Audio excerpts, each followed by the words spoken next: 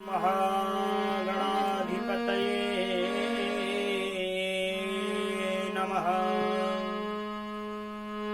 श्रीमातृपितृचरणकमलेभ्यो नमः।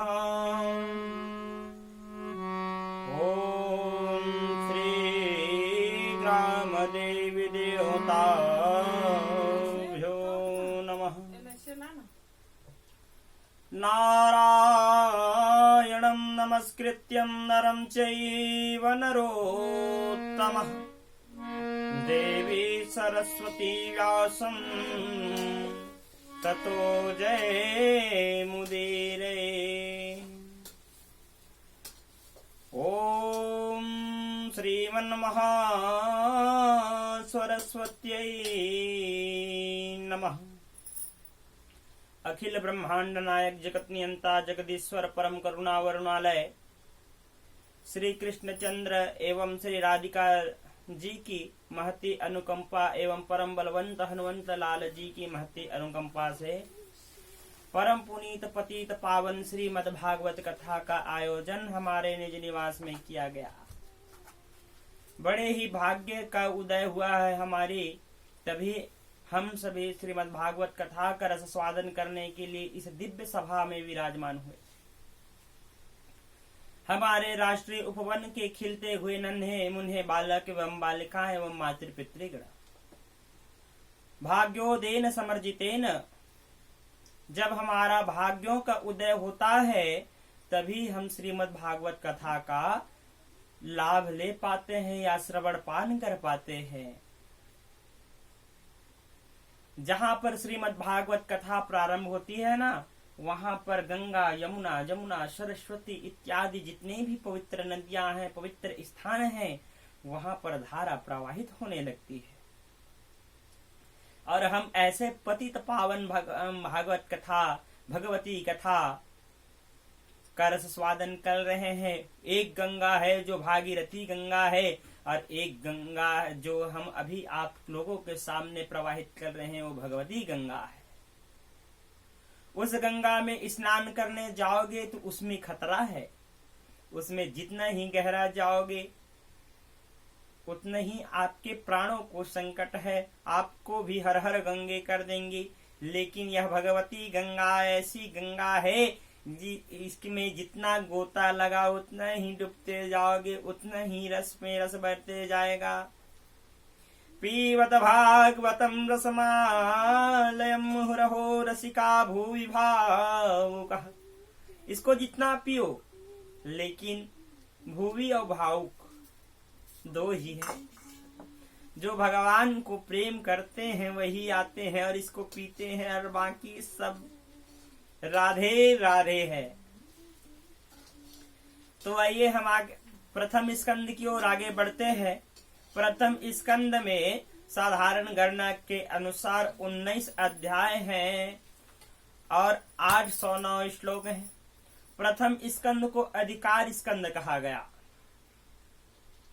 अधिकार स्कंद इसलिए कहा गया क्योंकि इसे जो कथा को सुनता है वो संवैधानिक हो, संस्कृत समझने में सक्षम हो, कुछ बातों को समझने में सक्षम हो, और जो आचार्य इसको समझा रहे हैं वो पूर्ण रूप से समझाने में दक्ष हो, कुशल हो।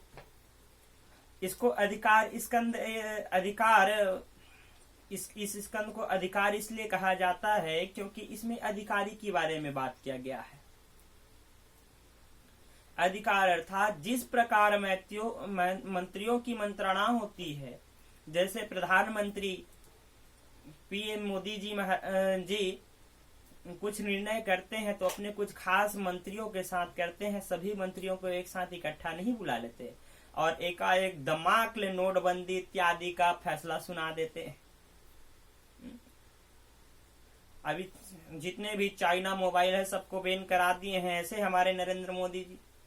इसी प्रकार जो उनका अधिकार क्षेत्र है, उसी प्रकार यह श्रीमद् भागवत कथा को कौन सुनने का अधिकारी है और कौन नहीं, इसके बारे में कहा गया है। आइए 2 बार भगवान नाम संकीर्तन करते हैं। श्री राम जय जय जय राम।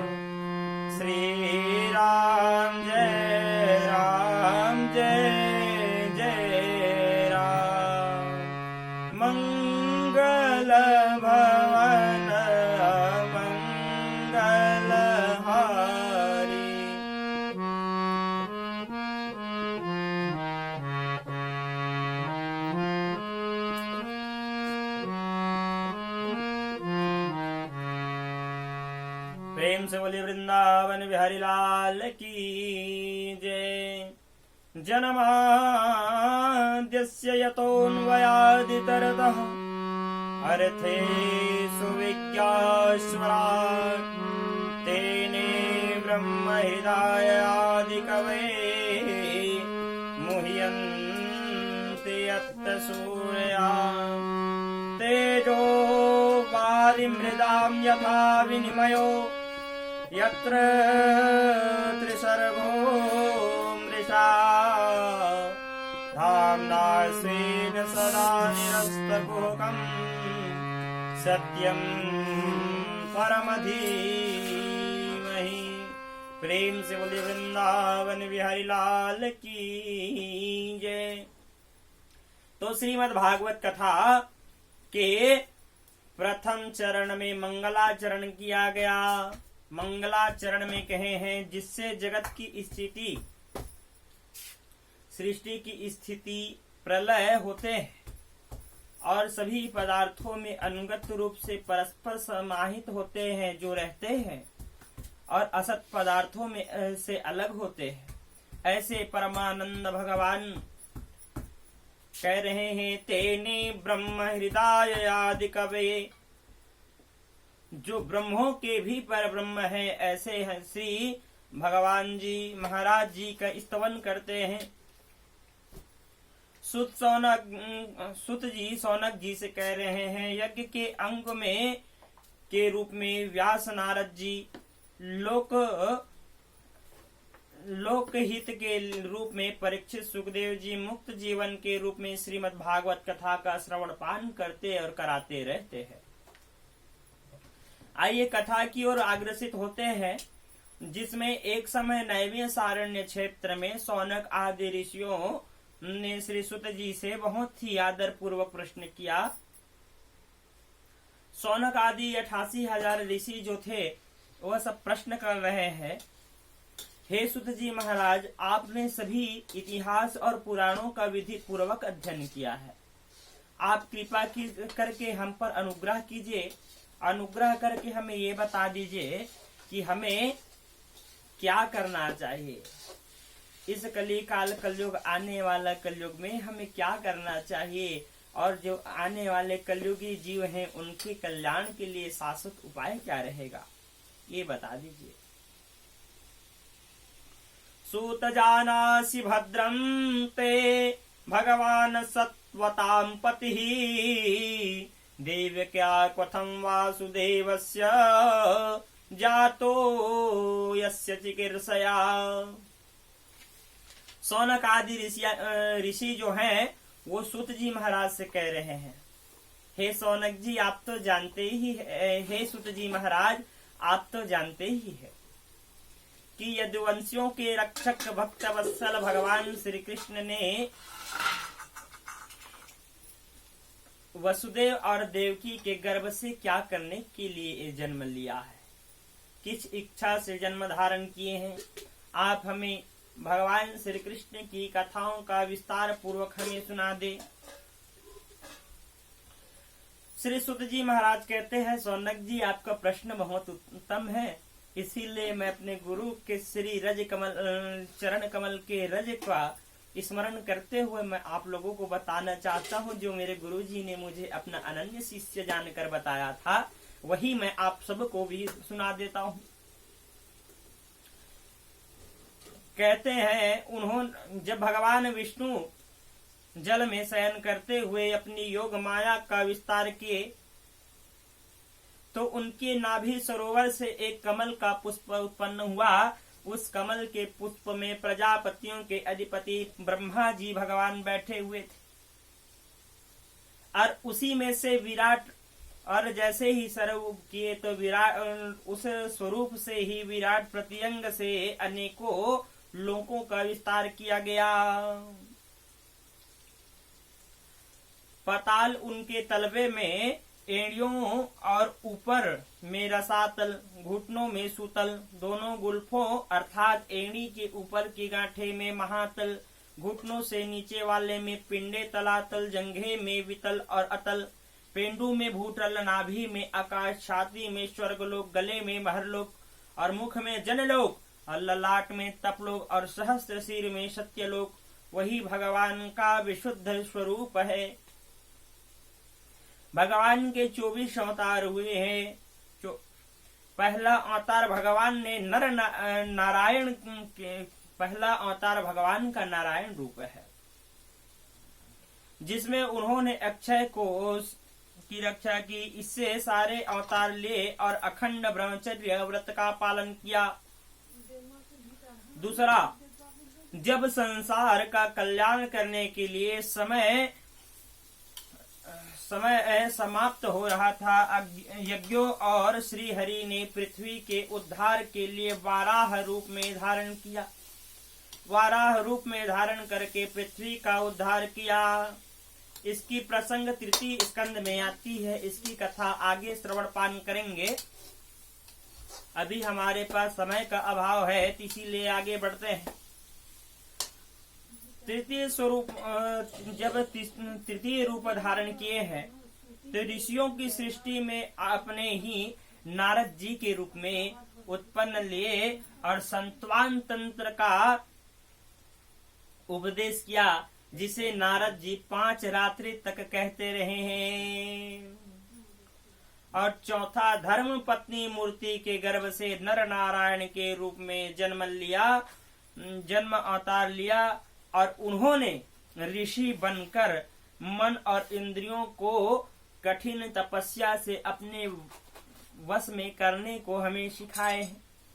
5वां अवतार आपने सिद्धों के स्वामी कपिल देव जी होकर अपनी माता जी को तत्वों का निर्णय करने वाले सांख्य शास्त्र का उपदेश दिया और माता देवहूति को और असुर नामक ब्राह्मण को उपदेश किया। 6वें अवतार में आपने सती अनुसुईया के वर मांगने पर मुनि अत्रि के पुत्र दत्तात्रेय हुए। इस अवतार में उन्होंने अलर्क और प्रहलाद आदि को उपदेश किया। 7वें अवतार में प्रजापति रुचि की पत्नी आकुति से यज्ञ स्वरूप ग्रहण किया। आपने पुत्र यम आदि के साथ स्वयंभू मनवंतर की रक्षा की। 8वें अवतार में राजा नाभि की पत्नी मेरु देवी के गर्भ से ऋषभ देव के रूप में भगवान परमहंसों का वह मार्ग जो सभी आश्रमियों के लिए वंदनीय है। 9वां अवतार में आपने ऋषियों की प्रार्थना में आपने महाराज पृथु के रूप में अवतीर्ण हुए। अब मुनिवर इस अवतार में उन्होंने पृथ्वी से सभी प्रकार के रत्न धातु आदि का दोहन किया। अवतार 10वें अवतार में चक्षुषु मनवंतर के अंत में जब त्रिलोकी समुद्र में डूब रही थी, तब उन्होंने मत्स्य के रूप में अवतार लेकर और ऋषियों को नौकों पर बैठा कर वैवस्वत मनु की रक्षा किए। 11वें अवतार में समुद्र मंथन के अवसर पर जब देवता दानव दोनों का उद्योग विफल हो रहा था, तब आपने कुर्म अर्थात कच्छप का रूप धारण लिया और लेकर मंद्राचल पर्वत को अपनी पीठ पर धारण किया। प्रेम से बोलिए कच्छप नारायण भगवान की जय। 12वें अवतार में आपने धन्वंतरी के रूप में अमृत लेकर प्रकट हुए और 13वें अवतार में आपने भगवत भक्तों को अमृत पान कराए। और 14वें अवतार में आपने भक्त प्रहलाद की रक्षा के लिए नरसिंह रूप धारण किया। 15वें अवतार में आपने कश्यप मुनि की पत्नी आदिति से भगवान वामन के रूप में प्रकट हुए और दैत्यराज बलि से 3 पग भूमि का दान लेकर तीनों लोक को नाप लिया। अवतार में जब क्षत्रिय ब्राह्मणों से द्वेष करने लगे, तब आपने ब्राह्मणों की रक्षा के लिए स्वयं परशुराम बनकर 21 बार क्षत्रियों को पृथ्वी से विहीन कर दिया। 17वें अवतार में महामुनि पराशर की पत्नी सत्या देवी से व्यास रूप में उस समय लोगों की धारणा शक्ति कमजोर हो गई थी और यह देखकर आपने वेदों के कई प्रकार की शाखाएं किए। 18वें अवतार में आपने मर्यादा पुरुषोत्तम श्री राम के रूप में अवतार लेकर सेतु बंधन, रावण वध आदि लीलाएं की। 19वें 20वें अवतार में आपने बलराम और कृष्ण के रूप में अवतार लेकर बहुत सी लीलाएं की और भूमि का भार उतारा। 21वें अवतार में हंसों के रूप में प्रकट हुए और सनक सनंदन सनकादियों को उपदेश किया। और 22वें में आपने द्वापर के उत्तरार्ध में अपने हायग्रीव रूप ग्रहण किया और औषधि की रक्षा किए। 23वें अवतार में कलयुग आ जाने पर मगध देश विहार के राज्य के पुत्र भगवान बुद्ध का अवतार होगा। कुछ विद्वान गौतम बुद्ध को भी मानते हैं, सबकी अपनी अपनी सोच है। 24वां अवतार तब होगा भगवान का जब यह कलयुग 28 बार बीत जाएगा और ये कलयुग का अंत निकट आ जाएगा तथा राजा प्रायः लुटेरे हो जाएंगे। तब विष्णु यश नामक ब्राह्मण के यहाँ आप अवतार धारण करेंगे और धर्म की रक्षा करेंगे। आगे की कथा में आता है कि व्यास जी का असंतोष, व्यास जी की असंतोष को नारद जी दूर कर रहे हैं। आइए कथा की ओर बढ़ते हैं। श्री सुत जी महाराज कहते हैं, वर्तमान चतुर्युग के तीसरे गुण द्वापर के महर्षि की पत्नी, महर्षि पराशर की पत्नी मेरु देवी के गर्भ से व्यास जी महाराज का जन्म होता है। व्यास जी महाराज सरस्वती के किनारे इनकी परम पवित्र आश्रम है। उस आश्रम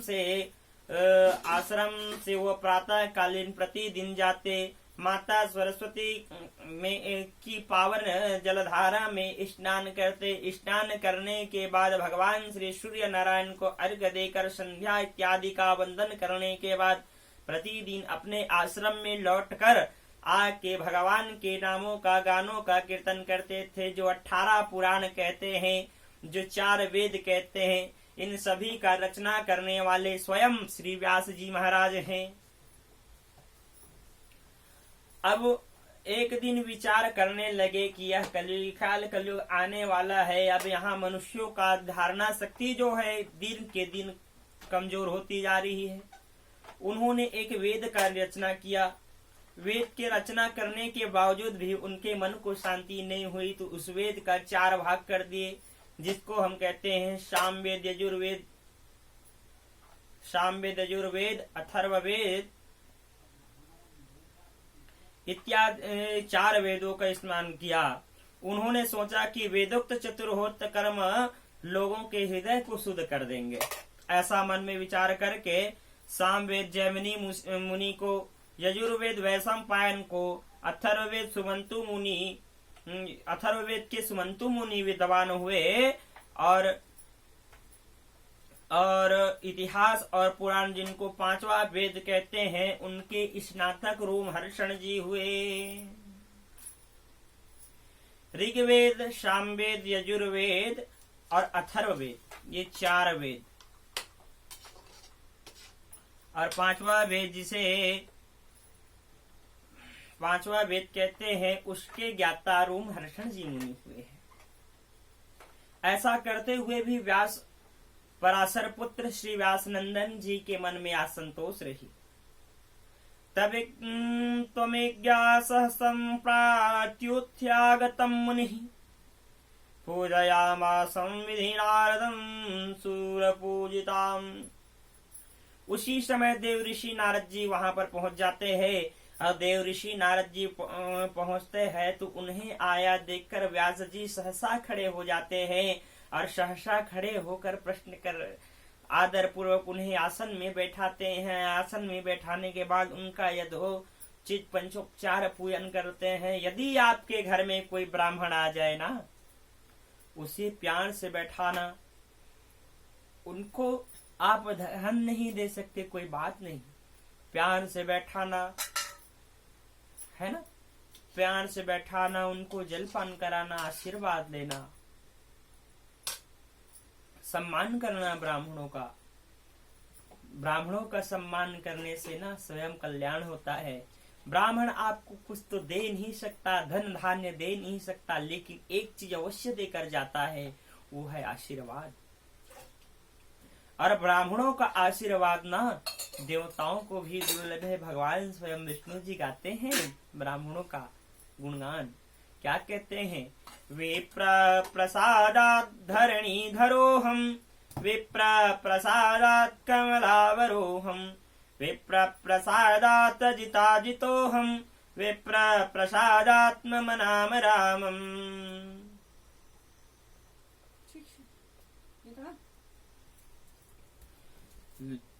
ला श्री कृष्णचंद्र जी महाराज की कृपा से